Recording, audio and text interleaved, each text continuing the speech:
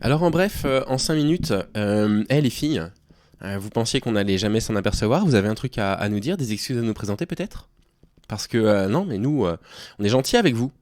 Bon, on est gentils, on vous tient à la porte, on vous envoie des messages. Quand on est gentil avec vous, vous voulez pas coucher avec nous. Alors vous avez un truc à nous dire? C'est à peu près le discours que tiennent la totalité des incels du monde. Si vous êtes un garçon gentil, vous ne pourrez jamais sortir avec une fille, vous serez privé des pool dating, vous n'aurez jamais de relations sexuelles. L'idée derrière ça, c'est que si vous voulez conquérir une femme, vous devez être méchant. Voilà, vous devez être extrêmement viril, vous devez pas vraiment lui laisser l'opportunité de vous dire oui ou de vous dire non. Une fille, elle vous plaît, vous la plaquez contre un mur, vous l'embrassez, vous lui laissez pas le choix. Ce qui s'apparente à l'agression sexuelle, mais les rapports entre la culture incel et l'agression sexuelle est tellement fine, on en a tellement parlé sur la chaîne, je suis même pas sûr que ce soit la peine de revenir dessus. Bon, ce truc, il est toujours un petit peu dans notre tête, l'idée que les gentils garçons, ils peuvent pas avoir de rapport sexuel parce que les filles veulent pas d'eux. Et voilà, tweet sans aucun contexte, je n'ai pas le contexte, je n'en sais rien, c'est Thibaut Inchep qui écrit « Être le mec gentil, entre guillemets, ça ne paye pas tout le temps, je ne sais pas s'il est sincère, je ne sais pas si c'est une private joke. » En attendant, ça reste un petit peu dans cette fameuse culture incel red pill. Il envoie un message à une fille, tout va parfaitement bien, en revanche, si tu pouvais juste sortir un petit peu de ma tête pour que j'arrive à me concentrer, ce serait parfait. Inférieur à 3. Et ensuite, je n'ai pas arrêté de penser de penser à toi, courage pour le boulot, tu es la plus belle. Pas de réponse. Et il dit, être le mec gentil, ça ne paie pas tout le temps. Mais attends, Thibaut, ça marche pas comme ça. Lui tombez pas dessus, ça se trouve, il y a un contexte que je connais pas. N'empêche que c'est un truc qu'on aimerait ne plus voir, parce que ça participe à cette forme de culture. Je comprends pas, en fait, vous envoyez des messages gentils, les mecs, uniquement parce que vous voulez un rapport sexuel en retour. Vous envoyez pas un message gentil parce que vous voulez prendre soin de vos amis, des gens que vous aimez, etc. Envoyer un message, en fait, pour vous, ça sous-entend « j'aimerais bien que tu me suives derrière ». Vous étonnez pas qu'on vous réponde pas, ça se sent, je pense, ce genre de truc. Le problème de ce message, hors contexte, ces messages-là ne posent aucun problème. Absolument aucun problème. Hors contexte, parce que si jamais j'apprends dans le contexte qu'en fait, il y en a 80 comme ça qui ont été sans réponse, c'est du harcèlement. Bon, voilà, c'est plutôt mignon, c'est un peu maladroit, je trouve.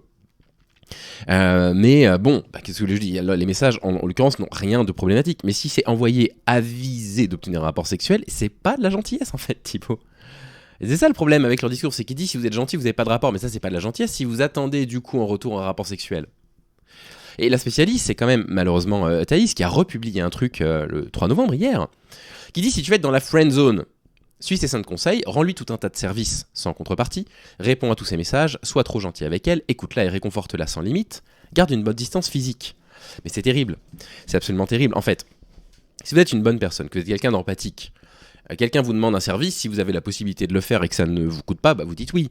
Si quelqu'un vous envoie un message, vous êtes une personne normale, vous ne rentrez pas dans un rapport de calcul en vous disant attention, j'ai répondu à ces 3 derniers messages, peut-être que j'en laisse un en vue pour créer une sorte artificiellement, vous voyez, de manque. Non, vous répondez, vous êtes quelqu'un de poli.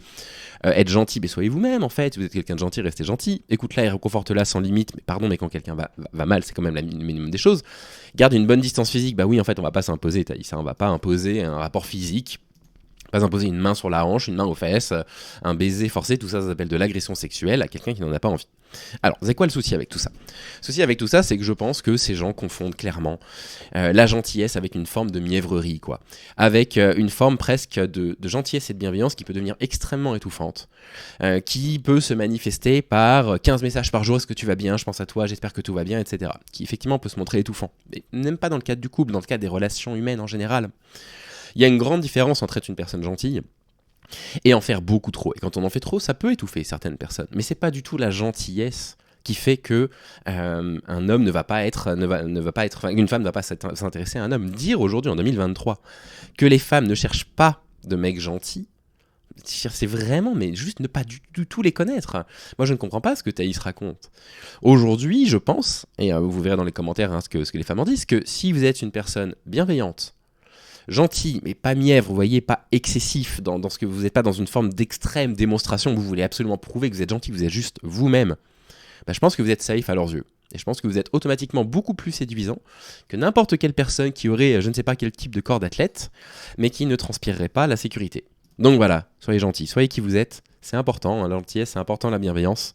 Voilà, une sorte de retournement de valeur, la gentillesse, ce serait pas bien aujourd'hui. Ça me désole, c'est de la pure culture red pill, c'est de la pure culture incel, je comprends pas pourquoi Thibaut poste ça, moi je le connais pas, mais bon, ça me déçoit un peu.